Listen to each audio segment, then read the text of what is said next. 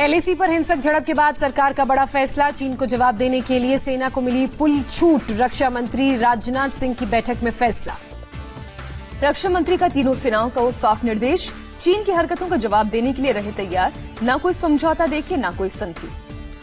रक्षा मंत्री ने की तीनों सेना चीफ और सीडीएस के साथ रणनीतिक बैठक, एलएसी के हालात पर चर्चा की। सरकार ने सेना के लिए इमरजेंसी फंड रिलीज किया, 500 करोड़ तक की रकम खर्च करने की छूट। युद्ध जैसे हालात के समय मिलती है इमरजेंसी फंड इस्तेमाल करने की छूट, तीनों सेना अपनी तत्काल जरूरत के हिसाब से खर्च कर सकते हैं।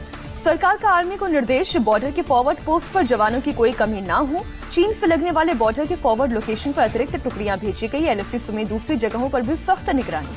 आर्मी और एयरफोर्स को सरकार का आदेश, किसी भी हालात में जवानों को हथियार रसद की सप्लाई लाइन दुरुस्त रखने को कहा। एलएसी समेत चीन से लगने वाले बॉर्डर पर हर तरफ सेना को तैयार रहने का निर्देश, किसी भी तरह के हालात में तुरंत रिस्पांस देने की फुल तैयारी। एलएसी पर विषम हालात में नो फायरिंग प्रोटोकॉल में अब हो सकता है बदलाव, फील्ड कमांडर्स लेंगे फैसला। जमीन आसमान समंदर में हर तरफ चीन की गतिविधियों की निगरानी, किसी भी हालात में तुरंत जवाब देने की तैयारी। एलएसी पर P-8 टोही विमान से सर्विलांस, हेलीकॉप्टर और लड़ाकू विमान से हालात पर नजर।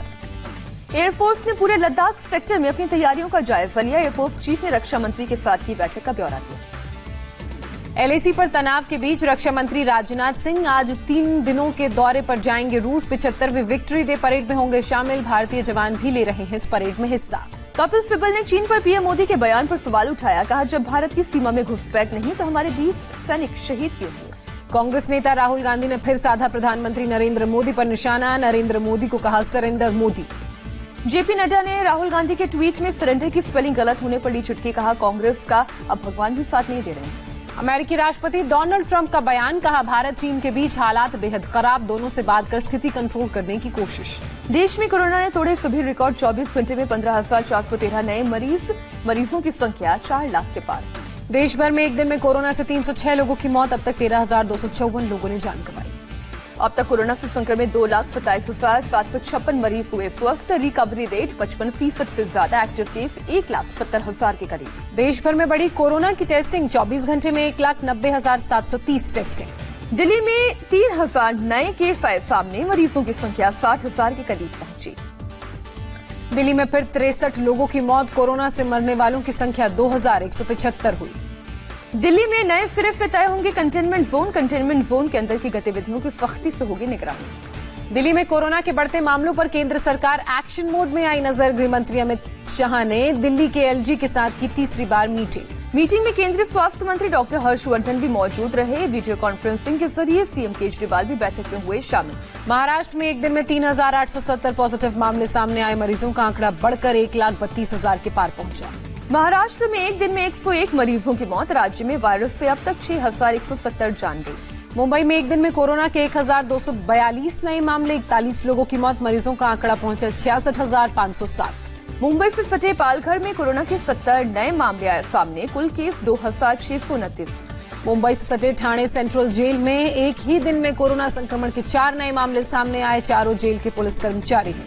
मुंबई के दहिसर में कोरोना का डबलिंग रेट, 16 दिन होने पर बीएमसी की बढ़ी चिंता, अनलॉक 1 के बावजूद कई इलाके सील, मास्क नहीं लगाने और लॉकडाउन का उल्लंघन करने वालों के खिलाफ कार्रवाई तेज। मुंबई के भाईखला में सबसे बड़ा टेंट कोविड सेंटर बनकर तैयार हुआ, इस महीने के अंत तक होगा चालू।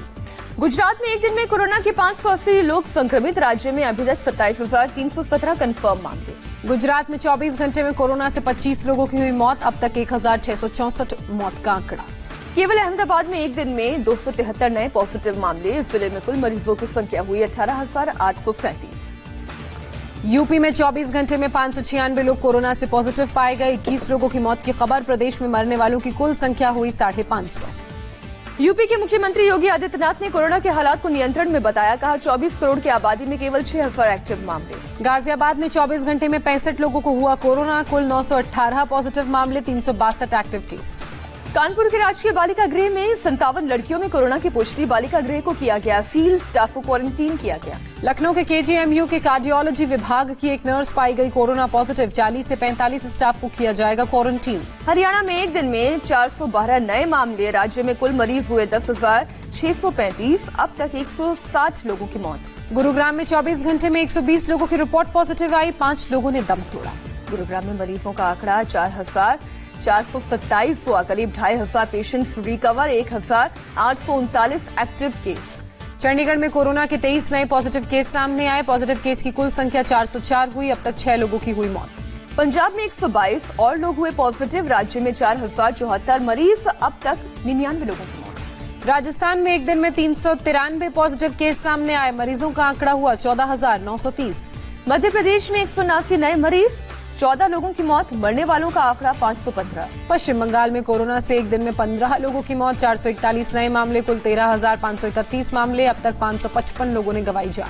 बिहार में कोरोना मरीजों की संख्या बढ़कर 7,665 हुई, 162 नए केस वायरस की चपेट में आकर अब तक 51 लोगों की मौत।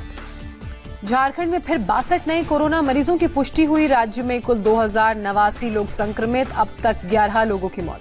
ओडिशा में कोरोना मरीजों का अब तक का सबसे बड़ा जंप, एक दिन में 304 नए मामले सामने आए। अब तक 5,160 लोग कोरोना की चपेट में आए। छत्तीसगढ़ में कोरोना मरीजों की संख्या 2,273 हुई, 139 नए मामले सामने आए। अब तक 11 लोगों की मौत। तमिलनाडु में कोरोना बना रहा है रिकॉर्ड, एक दिन में सबसे ज्यादा 2,532 केस। तमिलनाडु में 24 घंटे में 53 लोगों की जान गई। कुल 59,377 मामले, अब तक 757 लोगों की मौत। तेलंगाना में भी एक दिन में सबसे ज्यादा 730 पॉजिटिव केसेस, कुल संक्रमितों की संख्या 7,802, अब तक 210 की मौत।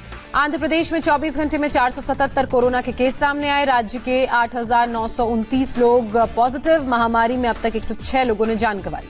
कर्नाटक में एक दिन में कोरोना की 453 नए मामले, 5 संक्रमितों की मौत, 3,391 एक्टिव केस। केरल में 133 पॉजिटिव केस सामने आए। अब तक 1,659 मरीज रिकवर हुए, करीब 1,500 एक्टिव केस। हिमाचल में कोरोना से अब तक 674 लोग संक्रमित, 237 एक्टिव केस, 406 मरीज ठीक, अब तक 7 की मौत। असम में एक दिन में रिकॉर्ड 331 नए पॉजिटिव केस सामने आए। संक्रमितों की संख्या बढ़कर हुई 5,586।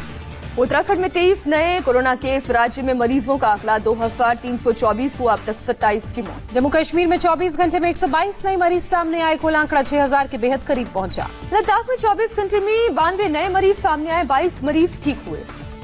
पुडुचेरी में कोरोना के 31 नए केस सामने आए। राज्य में अब तक 8 लोगों की मौत। गोवा में कोरोना के 64 नए केस, कुल मामले 818 हुए, 683 एक्टिव केस, 135 ठीक हुए। दुनिया भर में कोरोना से संक्रमित लोगों की संख्या 90,32,000 से ज्यादा, मरने वालों का आंकड़ा 4,69,000 के पार। दुनिया के 47,95,000 से ज्यादा मरीज रिकवर, 37,67,000 एक्टिव। अमेरिका में मरीजों की तादाद 23,54,000 के पार, 1,22,000 से ज्यादा लोगों की मौत। 24 घंटे में जम्मू कश्मीर में एक पाकिस्तानी समेत 4 आतंकी ढेर, श्रीनगर और कुलगाम में आतंकियों के खिलाफ विशेष ऑपरेशन। पाकिस्तान के सीजफायर उल्लंघन का भारत ने भी दिया मुंहतोड़ जवाब, कई पाकिस्तानी जवान बुरी तरह से जख्मी। कुलगाम में मारे गए आतंकी के पास से मेड इन पाकिस्तान दवाइयां बरामद, भारी तादाद में हथियार भी बरामद। वाराणसी में चल रहे विकास परियोजनाओं की प्रधानमंत्री मोदी ने समीक्षा बैठक की। काशी विश्वनाथ मंदिर परिसर के विकास पर विशेष नजर। दिल्ली एनसीआर में आज सुबह झमाझम बारिश, तापमान में गिरावट के साथ मौसम सुहाना हुआ।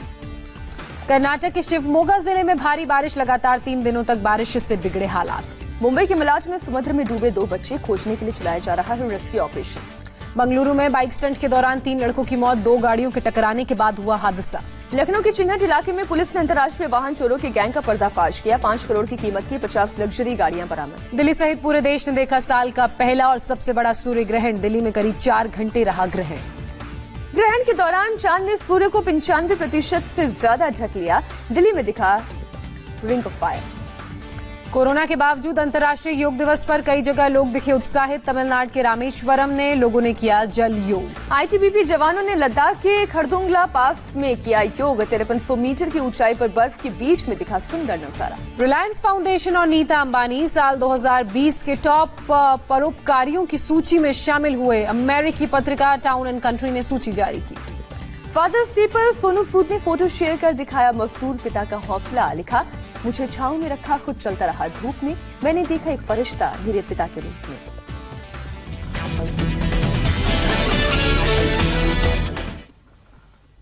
और अब भविष्यवाणी में आचार्य इंदु प्रकाश से जानिए कैसे